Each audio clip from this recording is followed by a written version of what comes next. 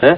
Eles cozinham uma grande quantidade e depois colocam no congelador. Minha mãe sempre faz isso. Ela cozinha um monte de feijão e depois guarda no freezer. E depois, quando cozinhá-los, é só colocar tempero. Isso daqui tá parecendo aula de culinária, hein?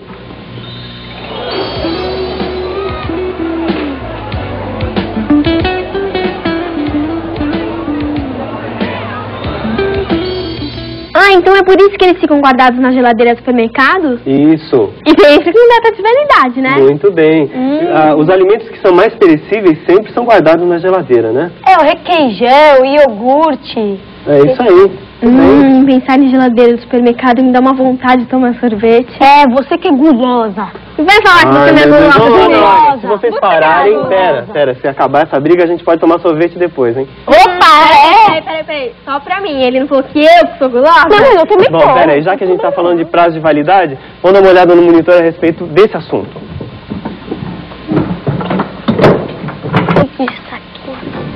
As diversas formas de conservação de alimentos permitem guardá-los para uso futuro sem que se estraguem.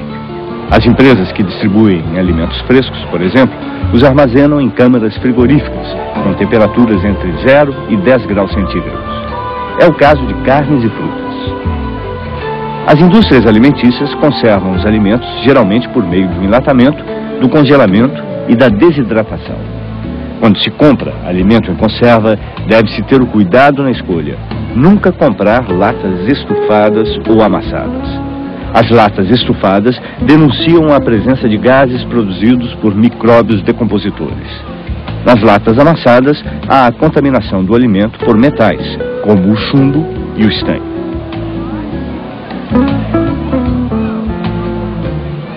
Na compra de alimentos congelados, a própria aparência e consistência são sinais de seu estado de conservação.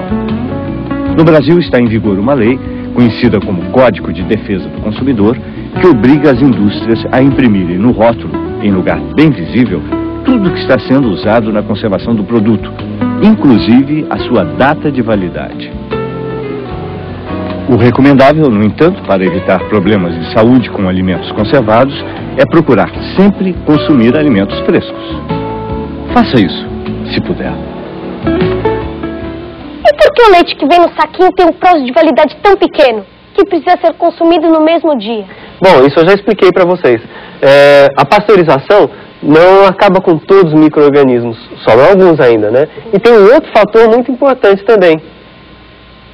Ah, existe água no leite? Isso. É, onde os micro-organismos se multiplicam. Muito bem, vocês estão craques hoje, hein? Legal, valeu. Então, agora, nós falamos até agora em relação a reações químicas que são retardadas, tá? Então eu diminuo a velocidade da reação química para conservar os alimentos, tá? Agora, existem reações que a gente deseja que elas sejam aceleradas, a velocidade delas aumente mais, né? Ah, então quer dizer que pode acelerar as reações em vez de retardar? Claro. Ó, vou dar um exemplo. Água oxigenada, tá? Quando você passa água oxigenada num ferimento, essa reação que ocorre com a água oxigenada é acelerada. A água oxigenada é o que nunca falta na farmacinha lá de casa. Ela é indispensável nos estojos de primeiros socorros, né? É, como no futebol.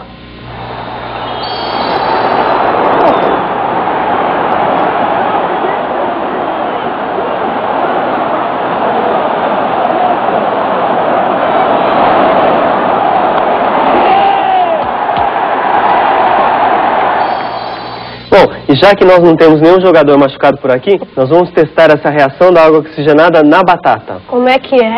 Vamos lá na bancada, eu já mostro. Já, por favor, vai tirando essas coisas aqui da bancada. Vai tirando. Vanessa, pode tirar, eu deixo você tirar. Meu Deus. Dá um favorzinho. Eu faço esse favor. Agora eu me sento. Ai, Bom, que bom. vocês dois, viu? Vou falar, hein? Olha, eu tenho aqui 2 batatas, tá? Essa batata que eu estou cortando aqui é uma batata crua. Muito bem. E a outra é uma batata cozida. A diferença está em relação à temperatura, né? Uma foi colocada dentro da água e foi aquecida. Agora, eu vou colocar água oxigenada, enquanto isso a gente já vai discutindo o que vai acontecer em termos de reação, tá? Um pouquinho de água oxigenada aqui e na outra batata.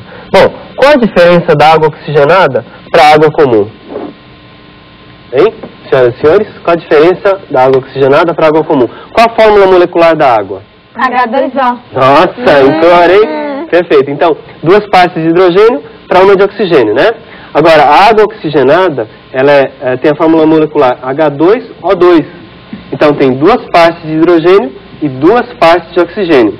Então, acho que já dá para começar a perceber uma diferença em relação às 2 batatas, né? O que está acontecendo aí? A crua tá fazendo bolinha. Isso, umas bolinhas aí. E a cozida E a nada. cozida Não está não acontecendo nada. Muito bem. Nessa batata crua, existe uma substância chamada catalisadora, tá?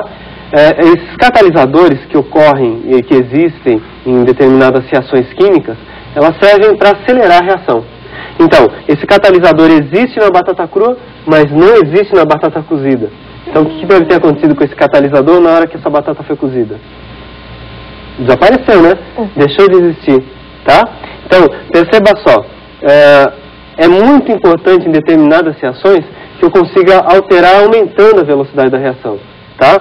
No caso dos organismos vivos, produzem catalisadores que são chamados enzimas, tá? Então, se você vai falar em enzima, pense bem, é um catalisador criado pelo organismo, e catalisador acelera a velocidade de uma reação, tá? E não vai participar da reação. Então é isso aí. Só por curiosidade, essa batata depois desse banho todo, ela ainda presta? Claro. Olha, eu não falei para você que a água oxigenada é decomposta em água comum e oxigênio? Tá bom ainda. Tá vendo? Pode comer. Não, meu Deus. Se você não parar de me provocar, eu vou te dar uma batatada. Olha, tô vendo que esse negócio vai acabar em casamento, viu? Sai fora, querido. Bom, olha, já que a gente está vendo a ideia de reação, né, velocidade de reação, nós vamos ver agora uma outra forma de alterar a velocidade da reação. Porque além dos catalisadores, a gente pode mudar a velocidade da reação de uma outra maneira. Bom, enquanto isso, vocês vão tirando isso daqui pra mim, que a gente vai ver uma outra experiência, tá? Vai, me tira Pode você. tirar. Pode pessoal, tirar. mas- Deixa você Por tirar. favor, tirem isso daí e vamos fazer a experiência, vai. Professor. Olha só, viu? Bom, então, eu vou fazer uma reação química entre 2 substâncias. Aqui eu tenho o ácido sulfúrico, tá? Nesse tubo de ensaio, ácido sulfúrico diluído. Agora, nesse outro conjunto de tubos, eu tenho uma substância diluída que é o tiosulfato de sódio, tá? Então vocês reparem que as 2 são transparentes, né? Então vamos ver a reação que vai ocorrer aí. Bom, primeiro alguém vai me ajudar aqui segurando o funil? Vanessa. Isso. Vou colocar esse ácido sulfúrico em todos os recipientes, hein? Vamos lá, rapidinho, não vamos perder tempo. O primeiro. Segundo aqui. Muito bem. Vocês vão perceber a reação ocorrendo pela mudança da coloração da solução. Tá aí. Pronto. Tá ótimo. Bom, qual a diferença em relação às soluções? A solução que está mais próxima de mim, essa solução aqui, ela está mais concentrada. O que é uma solução mais concentrada, hein? Quando a substância tem mais elementos. É mais ou menos isso. Então você tem água e eu tenho tiosulfato diluído, tá? Então nesse primeiro eu tinha muito mais tiosulfato, então eu estava muito concentrado. E à medida que eu fui despejando nos outros tubinhos, eu fui colocando menores quantidades. Agora, reparem como a velocidade que a reação ocorre depende dessa quantidade. Aonde que a reação ocorreu primeiro? Nesse primeiro tubo que estava mais concentrado, tá? E as outras reações estão sendo muito lentas. Por quê? Porque elas estão menos concentradas, tá? Então, vejam só, 2 fatores, por enquanto, né, que a gente está estudando, que influenciam na velocidade da reação. O primeiro fator é o fato de existir ou não um catalisador, né, que é aquela substância que acelera a reação. E o outro fator é a concentração. Quanto mais concentradas as soluções, mais rápida a reação, né? É interessante, mas tem um cheirinho. É um cheiro esquisito, né? Isso é devido ao ácido sulfúrico, né? Mas deixa eu ver se eu entendi. Sim, As velocidades foram diferentes de acordo com a concentração. isso. Mas isso serve pra quê? Bom, isso daí é muito utilizado nas indústrias, principalmente nas indústrias, né? Eles utilizam esse aumento de concentração para obter os produtos mais rapidamente. E que indústria? Bom, as indústrias que fabricam metais, plásticos, fertilizantes. Vamos lá no monitor dar uma olhada a respeito desse assunto, tá? Com licença. Pode sentar. Obrigada. Nossa senhora, hein? Que gentileza! O ferro é o metal mais útil e de menor custo conhecido pelo homem. Nas siderúrgicas, algumas substâncias,